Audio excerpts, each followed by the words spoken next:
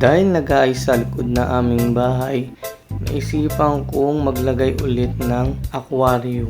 Ewan ko ba't ang hilig ko dito. So ayan, gumawa ako ng aquarium stand. Ginamit ko yung aking mga lumang tank para buhayin itong pwesto na tong sulok na to.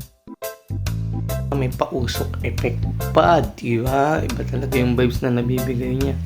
So eto, gumawa ako ng pailaw, bumili ako ng LED lights, tsaka ng adapter. So gagawin ko is i-connect ko siya dito para disaksak yung LED light. So ito, binabalatan ko.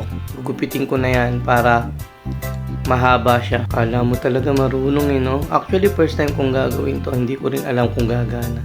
May napanood kasi akong tutorial, so sinundan ko lang yun. Ayan, binabalatan ko yung pagduduktungan. Ayan. Bumili nga pala ang dalawang adapter para syempre pagka nagkamali. I-sure nyo lang na pag magko-connecta kayo, magkatapat yung positive and negative. Meron naman naka-indicate dyan sa may LED. Ewan ko lang sa iba. Pero usually, red yung positive. Ito na yung sa duktungan sa kabila kasi nga ito yung magiging extension para hanggang bottom ng rack is malagyan ko ng ilaw. Ganyan ako magduktong, talagang binubuhol ko para hindi magkahiwalay. So dito binabalutan ko na siya ng electrical tape. Oh, test fire. Okay. Goods, gumana naman. So ayan, lalagay ko na siya dito sa aking ginawang aquarium stand.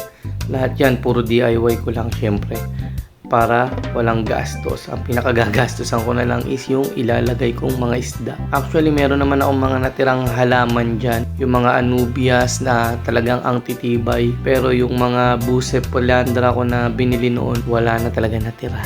Lahat sila ubos. Kita nyo naman lumulusot pa ako sa ilalim para mailapat ko ng maayos yung mga ilaw. Nag-alaga na ako before. Kaso nga lang naglipat bahay kami and then tinry kong i-transfer dito and dito mag-alaga, kaso sa kasamaang palad naubos ang aking alaga. So ngayon magbabalik loob tayo sa pag-aalaga ng isda para naman syempre kahit papano meron kang nasisilayan. Ola, yan, naikabit ko na pala. May ilaw na. Diba? Simple lang pero yung liwanag niya nabibigyan naman ng sapat na liwanag yung mga aquarium.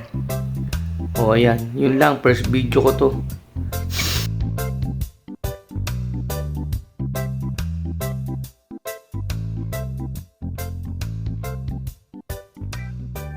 Bye-bye!